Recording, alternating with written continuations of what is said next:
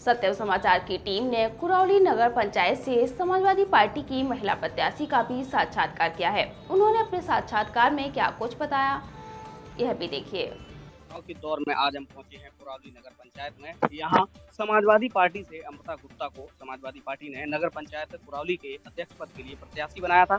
लगातार समाजवादी पार्टी की प्रत्याशी अपनी कन्वेंशन कर रही हैं, जनता के बीच जा रही हैं। जनता का किस तरीके का समर्थन मिल रहा है, कितनी जीत इनको दिखाई दे रही है, इन सब बातों पर आज हम बात करेंगे। अमृता गुप्ता जी के साथ हम मौजूद हैं कुरौली नगर पंचायत में। अभी हम यहाँ इनसे बात करने के बाद कुरौली की जनता का मूड भी जानेंगे कि कुरौली की जनता का मूड किधर है। तो सबसे पहले हम बात करेंगे नगर पंचायत कुरौली पर अध्यक्ष पद के लिए जो समाजवादी पार्टी ने अपना उम्मीदवार बनाया है। तो अमृता गुप्ता जी हमारे साथ मौजूद हैं। मैडम, सत्यम समाचार में आपका बहुत बहुत स्वागत है। मैडम, हम ये जानना चाहेंगे कि सबसे पहले हम आपसे ये जानना चाहेंगे कि 13 मई के दिन जब मतगणना होगी, उसके बाद अगर आप निर्वाचित होकर आती हैं, तो सबसे पहले आप कुरौली नगर पंचायत के लिए आपकी प्राथमिकताएं क्या रहेंगी? देखिए, मैं अमृता गुप्ता, प्रत्याशी समाजवादी पार्टी। मुझसे जनता जो भी उम्मीदें रखती है, क्योंकि मैं 15 साल से राजनीति में हूँ, समाजवादी पार्टी के लिए काम कर रही हूँ, जनता के लिए काम कर रही हूँ। तो जनता अगर मुझे ये अवसर देती है, तो जनता की जो भी उम्मीदें होंगी, उन सभी उम्मीदों पे मैं खरा उतरने की कोशिश करूँगी। मैडम, आप जनता के बीच में जा रही हैं, आपने अभी चुनाव कन्वेंशन की है, काफी दिनों से आप जनता के बीच में भी हैं, तो आपको क्या लग रहा है कि जनता का किस तरीके का समर्थन आपको मिल रहा मैं जिस हिसाब से वोट मांगने निकलती हूँ, हमारी सभी महिलाओं का, सभी भाइयों का, बड़े बुजुर्गों का आशीर्वाद, सम्मान, सहयोग जितना मिल सकता है, उससे किसी हद तक मुझे लगता है ज़्यादा मिल रहा है और अच्छा समर्थन मिल रहा है। उम्मीद है जनता ने अपना मन बना लिया है और जब मन बना लिया है तो सफलता ज़रूर मिलेगी। है? 13 मई के दिन मतगणना होनी है मैडम, आप 13 मई के दिन क्या मानती हैं, आपको कितनी जीत मिल सकती है? उम्मीद है ज़्यादा से ज़्यादा मतों से जीतेंगे और जिस हिसाब से जनता का स्नेह दिख रहा है, उस हिसाब से उम्मीद है कि बहुत अच्छे मतों से जीतेंगे। यहाँ पर आपके सामने एक सत्ताधारी पार्टी है, उसके भी प्रत्याशी हैं और अन्य दलों के भी प्रत्याशी हैं, निर्दलीय प्रत्याशी भी हैं। तो आप इन सबको देखते हुए आप अपना कैसा जनाधार मान रही हैं? देखिए, मैंने जनता के साथ बहुत ही ईमानदारी और मजबूती के साथ काम किया है, तो मुझे उम्मीद है कि जनता मुझे अच्छे मतों से चुनेगी और कहीं न कहीं सफलता मिलेगी। आप एक महिला हैं, ज़्यादातर देखा जाता है कि महिलाओं के साथ शोषण भी होता है और महिलाएँ शोषित भी रहती हैं, लेकिन आप एक युवा महिला हैं, तो अगर आप नगर पंचायत पे अध्यक्ष पद के लिए निर्वाचित होती हैं, तो आप महिलाओं के लिए एक ऐसा क्या करेंगी जो महिलाओं को आपसे सहयोग मिले और महिलाओं को जो उम्मीदें आपसे हैं, वो पूरी हों? देखिए, सब बीजेपी की गवर्नमेंट होते हुए भी मैं समझती हूँ जनता की बहुत सारी उम्मीदें हैं, मुझसे जनता मुझसे जुड़ी है। सरकार बीजेपी की है, उसके बाद भी मैं समाजवादी की एक छोटी-सी कार्यकर्ता हूँ और मुझे समाजवादी ने ये अवसर दिया है चुनाव लड़ने का, क्योंकि जनता की एक अपील थी कि अमृता जी चुनाव लड़ें चेयरमैनी का। क्योंकि मैं जनता की आए दिन समस्याओं का समाधान करती हूँ। जिस हद तक मैं समझती हूँ कि जनता के बीच उपस्थित रहती हूँ और लगता है कि जनता चुनेगी और जब चुनेगी तो जनता की जो भी समस्याएँ होंगी, उसका समाधान ज़रूर करूँगी। दूसरी चीज़, बीजेपी की सरकार में बड़े-बड़े दावे होते हैं, चाहे स्वच्छ भारत मिशन को लेकर हो, स्वच्छता को लेकर हो, चाहे महिलाओं को लेकर हो।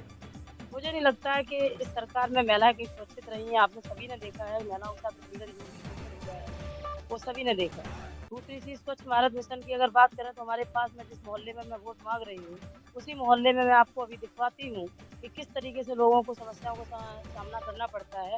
यहाँ जल भराव की समस्या है, जो लोगों ने मुझसे शिकायतें की हैं। तो आप इन सभी चीज़ों पे ध्यान अगर देंगे, तो आपको दिखेगा कि स्वच्छ भारत मिशन किसी हद तक फ्लॉप है उनका। ये सब झूठे वादे हैं और बहुत ही झूठी और निकम्मी सरकार है। आप अगर यहाँ पे निर्वाचित होती हैं, तो जैसे आप यहाँ की निवासी भी हैं और तमाम तरीके की समस्याओं से आप भी अवगत हैं, लेकिन इन समस्याओं के बीच आप ऐसा क्या नया करेंगी जो जनता को आपका प्यार मिले और जनता आपको अगली बार भी निर्वाचित कराए? देखिए, मेरी पूरी कोशिश रहेगी महिलाओं के लिए, जो महिला के अधिकार क्षेत्र में जो भी आता है, मैं महिलाओं को भी कहीं न कहीं उनको रोज़गार देने की कोशिश करूँगी।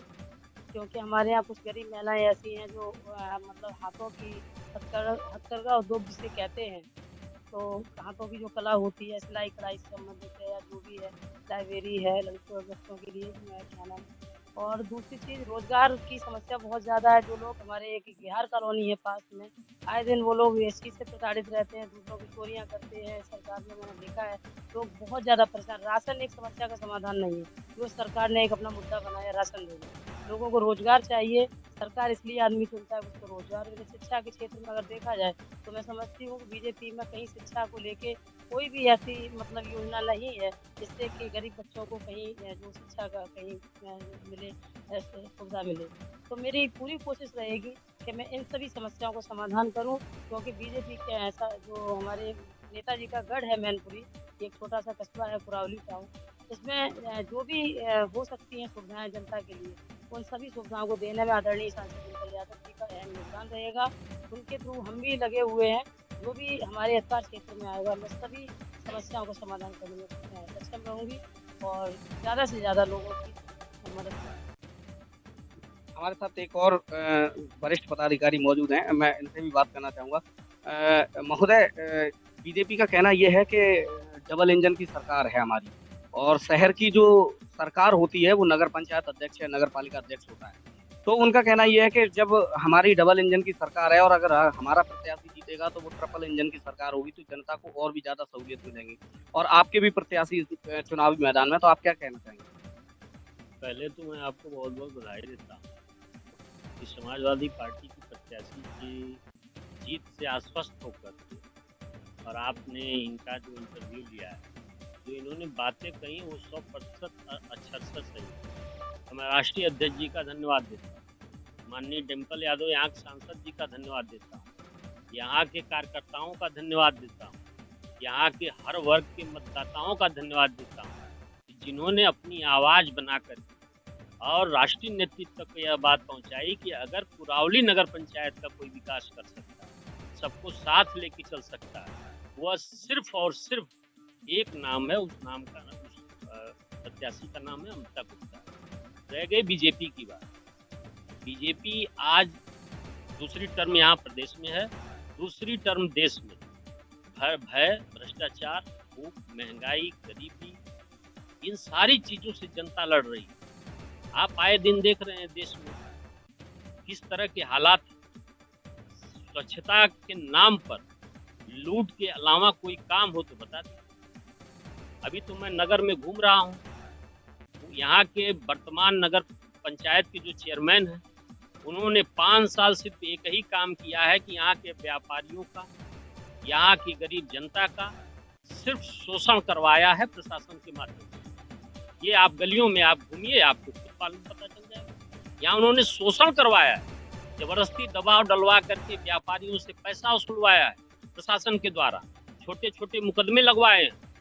तो इस जिस रंजिश और जिस भेदभाव के हिसाब से कार्यकाल उनका रहा है, उनके कहने से ट्रिपल इंजन की सरकार होने से सिर्फ विकास होता। विकास के लिए एक मंशा होती है, एक दृढ़ इच्छा शक्ति होती है। विकास तब होता है, विकास यहाँ नेताजी ने किया।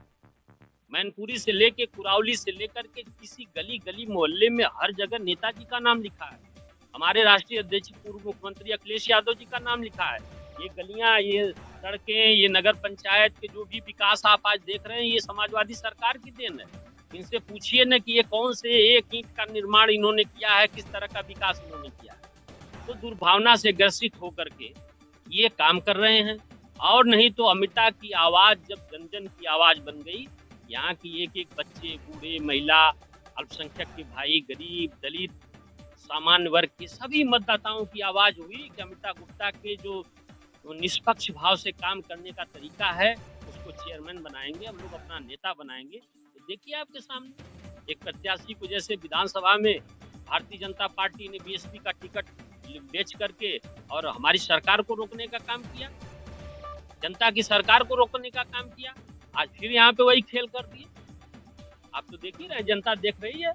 उन्होंने एक टिकट दिलवा दिया, अब वो गुप्ता के नाम पे सोचे कि हम गुप्ता को काट देंगे और फिर हम अपना शोषण करने के लिए फिर चेयरमैन हो जाएंगे। लेकिन जनता वो समझदार है। हमारे साथ दादा मौजूद हैं, दादा से बात करते हैं। दादा, क्या कहना चाहेंगे आप? हम भाई ये कहना चाहते हैं कि समाजवादी पार्टी को मैं धन्यवाद देता हूँ कि ऐसे प्रत्याशी को चुना। इन्हें 15 साल से जनता की सेवा करी है, गरीबों के साथ रहती है और बहुत बड़ी ईमानदार है। कोरोना सब मदद करी, ऐसे प्रत्याशी को में और पूरी जनता को सपोर्ट देगी कुरावली को। आप एक महिला है, आप क्या? मैं शिवानी राठौर और मैं चाहती हूँ कि ये चुनाव जीते और जो इनसे उम्मीद लगी है जनता की, वो सारी ये जो मैं जनता की उम्मीदें सारी पूरी होंगी और मैं चाहती हूँ ये चुनाव पूरा मेरी पूरी उम्मीद है ये चुनाव जीते। हमारे साथ और भी लोग मौजूद हैं, आप क्या? निश्चित तौर पर हमारी जो नेता अमृता गुप्ता जी लाल क्रांति लाल टोपी के साथ मदर टेरेसा बनने का काम किए गरीबों के साथ, और सावित्री बाई फुले अगर बनना पड़ा तो वो भी लक्ष्मी बाई बन करके, जिस प्रकार से अगर 12 बजे रात को इस नगर के किसी भी जो गरीब दलित पिछड़े शोषित वंचित को दबाया कुचला गया भारतीय जनता पार्टी के तानाशाही और सत्ता के हनक में, तो खड़ा होकर के उनकी मदद करने का काम किया। मैं बता देना चाहता हूं आपके चैनल के माध्यम से, ये लड़ाई दो विचारधाराओं की है। आज एक तरफ तानाशाही लोग हैं, जुल्म और अत्याचार करने वाले लोग हैं, दूसरी तरफ समतामूलक समाज बाबा साहब भीमराव अम्बेडकर के संविधान बचाने के लिए, गरीब कुचलों की आवाज बुलंद करने के लिए, उन्हें न्याय और हक दिलाने के लिए हमारी प्रत्याशी आदरणीय अखिलेश यादव जी की, आदरणीय डिम्पल जी की प्रत्याशी अमृता गुप्ता जी हैं। मैं समझता हूँ यहाँ पर अमृता गुप्ता नहीं, आदरणीय डिम्पल जी चुनाव लड़ रही हैं, ये उनका क्षेत्र है और जब एक महिला शक्ति जाएगी चुन करके यहाँ से, तो निश्चित तौर पर मैं आपको विश्वास और भरोसा दिलाना चाहता हूँ, समाजवादी पार्टी हमेशा से विकास और उन्नति और सद्भाव समरसता में विश्वास करने वाली पार्टी है। हम कभी बांटते और तोड़ने की राजनीति नहीं करते हैं। आज कुरावली नगर पंचायत की जनता को जिस प्रकार से बांटने और खंडित करने का काम साजिश करके भारतीय जनता पार्टी, और आज ये मैं कहता हूँ गुप्ता भी भारतीय जनता पार्टी के हिस्सा है। आज बहन कुमारी मायावती और भारतीय जनता पार्टी एक हैं और निश्चित तौर पर समाजवादी पार्टी क्रांतिकारी नेत्री से डरे हुए लोग आज मिल करके हराना चाहते हैं। तमाम ताकतें मिल जाएंगी लेकिन सत्य को कोई परेशान नहीं कर सकता। अंततः कुरावली नगर पंचायत की सम्मानित जनता यहाँ जिताने का काम के हमारे प्रभारी आदि शैलेंद्र जी हैं और तमाम शीलू प्रधान जी से लेकर पुराने दादाजी तमाम लोग चल रहे हैं, हर वर्ग के लोग इनके साथ चल रहे हैं। मैं आपको विश्वास और भरोसा दिलाना चाहता हूँ और एक लाइन में कहना चाहता हूँ इस आताताई जुल्मी सरकार के लिए कि वो अपनी नजरिया बदल ले कि जुल्म की साख पर बैठे हो तो सुन लो योगी मोदी, सूखे पत्तों की तरह झड़ना होगा, पी लो इन गरीबों का लहू चाहे जितना, एक दिन तुमको खाली हाथ फिरना होगा। और कुरावली की सम्मानित जनता के लिए एक बार मैं कहना चाहता हूँ कि कर तदबीर तो तकदीर बदल जाएगी, लहजे की तेरी तस्वीर बदल जाएगी, यकीन ना हो तो अमृता गुप्ता पर विश्वास करके देख लो, कुरावली नगर पंचायत की जनता लहजे की तेरी तासीर बदल जाएगी। बहुत बहुत धन्यवाद। हमारे साथ मौजूद थी समाजवादी पार्टी से नगर पंचायत अध्यक्ष के लिए प्रत्याशी अमृता गुप्ता जी। आगे भी हम आपको लेकर चलेंगे बरनाहल नगर पंचायत की ओर। देखते रहिए।